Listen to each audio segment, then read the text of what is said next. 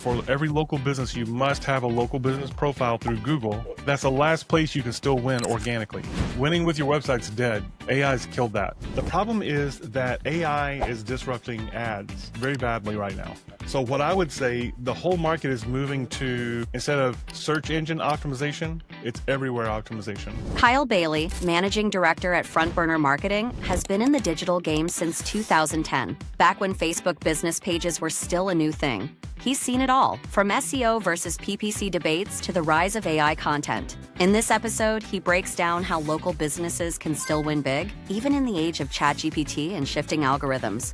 I think the next step is going to be the mass migration of AI into just everything. You can build the very best boat with all the best tech out there, but you're in the middle of the desert. You're in the wrong place. What is the best use of any AI tool that you're making at your agency right now? That's a really good question. There's not really a best right now. The reason why is because E-Coffee with Experts.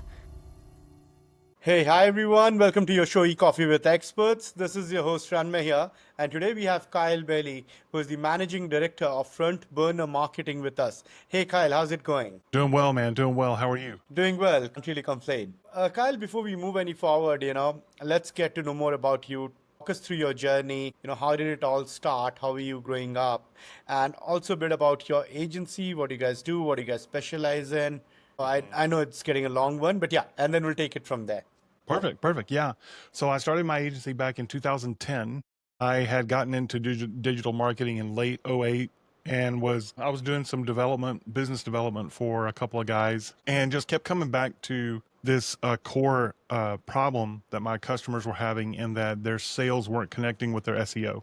And this was also the time right when social media was really becoming mature as a market force. And right. Facebook had released their business pages, and I had tested a couple of concepts. They worked really well. And so that's when I launched in 2010. Absolutely. And talking about 2010, when you officially launched, what was that light bulb movement, as an entrepreneur, that made you say or think, I'm going to start my own agency? What was that moment that triggered that decision? Yeah, so the marketplace was, of course, much different than now. Google had only been a force for about 5 years as far as being dominant. And so if you think from now to 2020, just back to the pandemic, as if Google had just become the main search engine at that point, that's how far we were from it. Yeah. So just a few years after Google became dominant, social media and the iPhone launched. And so now you have smartphones, you have apps, you have social media, you have Twitter and Facebook launching within a year of each other. Especially Facebook is really taking over. And there was a lot of talk back then that Facebook would actually replace Google. And so the business page thing, like I talked about before, was a big deal, because it was thought that, hey man, we're not even going to have websites. We're just going to go with this business page thing. Of course, that didn't prove to be true, but Facebook has revolutionized a business. And so I had already, like I said, done some business development for a couple of SEO folks. I developed a couple of social media offerings. And where it just came down to is I was doing all the business development work, and then I was doing about half the fulfillment at that point. And so I just went to the guys and I said, look, I appreciate you getting me started and everything, but I'm going to go ahead and start my own deal, because I've kind of got a separate offering now that's independent of what you guys do. And so that was what started me.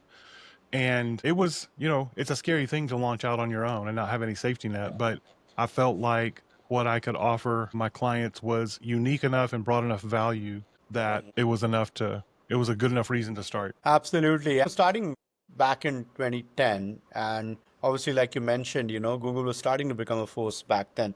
So, or maybe a few years maybe since Google became Google, right? So you have seen enough summers and winters in this space, right? So from the days of keyword stuffing to now AI content and stuff. So what do you think, has been the most significant shift in the industry in the last decade or so? Well, you have to say AI if you're talking about today. If you go back 18 months, then in the last decade, that would be back to 2015, I would say the advent of the kind of maturing of social media as a force. Because if you go back to 2015, Instagram was around, other platforms were around, Snapchat, different things, but they weren't mature. And of course, Facebook bought Instagram and brought Instagram out of the cool phase and all the kids loving it to being it's a modern market force now. And then, of course, you have the video maturing with shorts and the advent of shorts with TikTok, and then YouTube, Facebook, and LinkedIn all adopting that. And that has become a major force in the marketplace. Great tools for companies. Absolutely. Talking about tools, Kyle, what is the best use of any AI tool that you're making at your agency right now? That's a really good question. There's not really a best right now. The reason why is because every 6 weeks or so, it changes. And it changes massively. We thought Google changing was fast. This is unbelievably fast. We're racing towards this world and none of us know what it is. As far as marketing goes, I tried out all the, I'm a content writer first before anything else. And I tried out all the writing tools. This was probably 18 months ago.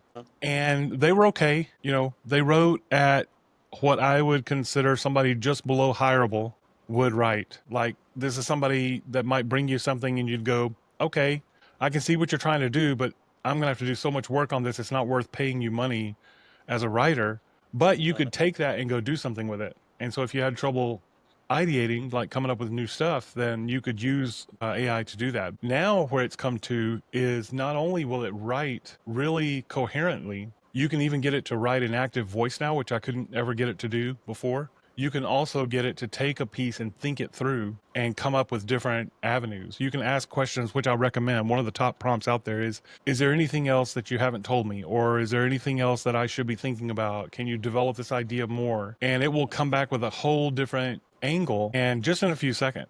And so AI is the biggest change. But if you take that one off the table, the best tool as far as AI goes is yet to be determined, because it's all changing so fast. I mean, DeepSeek just came online.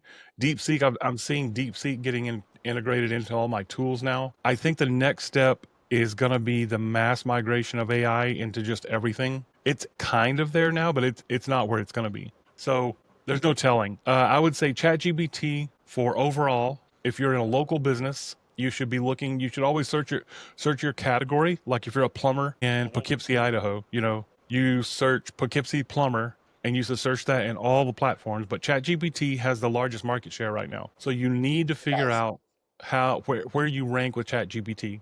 We don't know all the ranking factors yet. We're learning this, but this is Google in 2004. Okay. That's where we're at right now, because we don't know yet. We didn't know then what caused you to be able to rank number one on Google for sure. We didn't know for sure. And we didn't know how to differentiate.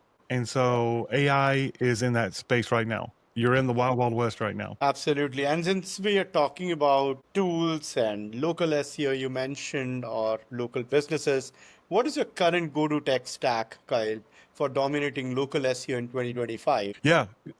So the first thing you have to consider is what question are you answering for your customer before you think about tech stack or anything, because none of that stuff's going to matter it's like building a boat in the middle of the desert. You can build the very best boat with all the best tech out there, but you're in the middle of the desert. You're in the wrong place. So if you're answering research-based keywords, for instance, if you're answering those kind of problems, if you're solving those kind of problems, you're not going to get any closer to a sale with your customer, because you're going to be attracting customers who are in the research mode. Now, you need that kind of content, but you need the whole funnel. You need intro, you need development and research, and you need closing content.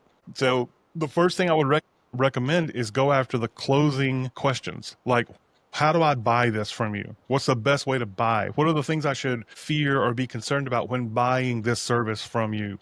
How do I find the best roofer? How do I find the best plumber? Those kind of questions. Yeah. Then you want to backfill that in with your reviews and all your other stuff. Now, that's the content, right? So then you look at the tech stack. Well, you can reverse engineer content that's already out there and run it through AI, get you some pretty good content. Then you want to go in and make it your own. Make sure that you you got to edit that content, because over time, AI only content is eventually going to get punished. Okay. So there are some extensions out there. I don't use any of I hand edit all my stuff, but there are some AI detector softwares out there. My recommendation though is to hand edit it, because you got to remember, everybody's using that same editor, right?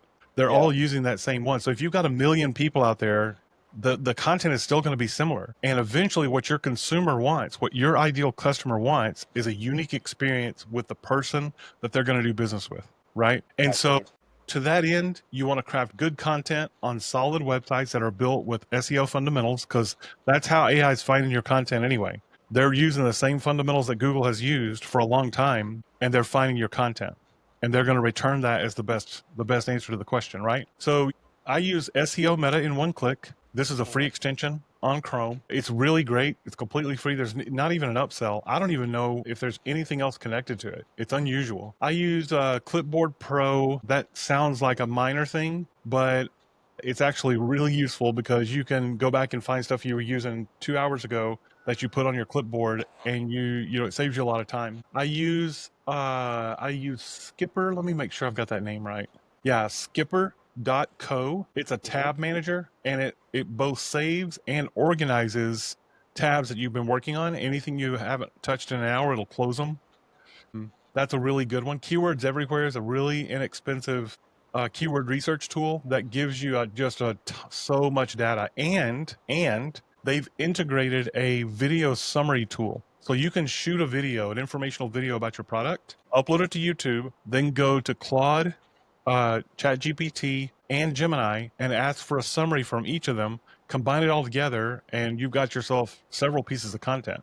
You could then take that piece of content and say, hey, ChatGPT or Claude, write me 50 blog posts or 50 social media posts on this of less than 244 characters, whatever Twitter's limit is. And, in less than an hour, you've produced a video, you've summarized probably a 2,000 word piece of content, and you've gotten 50 blog posts, social media posts out of it. Keywords Everywhere is an outstanding tool. I use some some screen capture stuff. Looking at my SEO Minion, that's another tool, but it's integrated with Keywords Everywhere. Let's see. Well, I use GMB Everywhere. That is a Google business profile. So for every local business, you must have a local business profile through Google. By the way, that's the last place you can still win organically. Winning with your website's dead. AI's killed that. Your website's only going to win indirectly. So you've got to optimize your local business profile. And Google GMB, it used to be called Google My Business, and that's why they titled their extension GMB Everywhere. That's GBP, Google Business Profile. That's right. That's right. And it was Google Maps before that, and then My Places before that, whoever knows. But yeah, GMB Everywhere is a really great tool. And I'm sticking really with the stuff that's free right now. I've got some higher end stuff that the average business owner is not going to be able to really use because it just takes too much time to learn. Search Console gives you just a raft of data. A raft is an old Texas term. We say if there's a whole bunch of it, we put it on a raft, and there's a raft of it. Then, of course, Google Analytics. That's another great tool that's completely free. But there's a lot of material in Google Search Console that you just can't get anywhere else. And within the tool set that GBP has, your Google Business Profile, that also has a lot of free data in there that it will give you. Yeah, those are, I would say, just right off the top of my head, that's Slack is another one. I manage my whole team with Slack. Outstanding. We also use Slack internally, yeah. Yeah, and you can manage a team on the free side of it. Yeah. It's just a really powerful tool. We used to use Trello a lot, but Trello's good, but you start losing track of everything when it gets too siloed, and you can't communicate within it very well. And Slack will do everything for us that Trello did. I really like Slack. Lovely, Kyle. This has been a great conversation and quite an insightful one. But before we let you go, I'd like to play a quick rapid fire with you. I hope you're game for it. Yeah, totally. All right. SEO versus PP. Gosh, that is like a whale of a question, and we're only talking about the eyeball. Yeah, just pick one. The problem is that AI is disrupting ads very badly right now. So ads are less dependable, but SEO is only available to the local business owner through the GBP. You don't win much with your website anymore. So what I would say, the whole market is moving to, instead of search engine optimization, it's everywhere optimization. You need to just spend 30 minutes a day, 45 minutes a day, go out on Yelp, do something on Yelp, go review a restaurant on Yelp, ask 4 or 5 of your past reviews on Google to go review you on Yelp. Buy them a cup of coffee if they'll give you a review on Yelp. Not a good one, just a review. Don't never incentivize a good review. It'll get you busted. Spread out your material over dozens of platforms. You got Twitter, Facebook, you can review on Facebook. Houzz, you can review on Houzz, Houzz. You can review on Yelp. You can review on Thumbtack. Thumbtack's worth it. Go in there, pay a few dollars for a few ads so you can get some reviews on there. Every platform you can get reviews on, get it. And there's a dozen more things. I'll put together a list. If anybody's interested, they can ping me and I'll put together a free list of like ways to optimize. So back to your question, it's kind of a dead question. People still debate it. I'm not saying the question isn't good, but AI is killing so many things right now. It's a different world. Sorry. I know this is supposed to be rapid fire. That wasn't very rapid. All right. Since you are into SEO, your last Google search. Oh, my last Google search. Well, I play in a couple of bands, and my last Google search was actually the rehearsal address. Okay. All right. All right, Kyle. Okay. Since we are, speaking on a Friday, so what does Kyle really do on Friday evenings after office or after work? Yeah, I like to listen to live music. I've got several buddies that play in town, and I like to go listen to them anytime I can. I'm always kind of on the hunt for. I'm a guitar player, so I'm always on the hunt for kind of niche guitar players. For anybody out there, I'll throw out a few names. Eric Johnson, he lives here locally. Tommy Emmanuel's great, but locally here, there's Dave Scher. He's really awesome. There's another guy from Nashville, Tom Bukovac. He's on tour right now with Vince Gill. Those are just amazing. If you're into music at all, listen to those guys because they're just great. They're great artists, not just musicians. They're great artists. So I like to listen to live music. I do a lot of stuff with my church. If there's anything going on right now, probably a lot of people have heard of the floods and stuff. So I'm trying to help out with the cleanup and the, volunteer stuff with that. So volunteering, music, family, those things. Lovely, lovely. All right, the next one. What did you do with your first paycheck, Kyle? First paycheck of your life? Well, you mentioned many summers and winters. I didn't know if that was, if you were doing some gray hair jokes there. Felt kind of attacked by that. Not really, because I also got some. I just colored last week. Yeah. No, nice. I can't do that. It won't work. I wish I could. First paycheck in 1987. That was my first job. I think I bought, I just gotten a car too, and I think I bought a CD. I think that was the first thing I ever bought. Nice. Lovely, Kyle. You have been a sport. I will not grill you any further. Thank you so much for Hey, I taking will say, are you okay if I do a slight plug? It's a free product. Go ahead.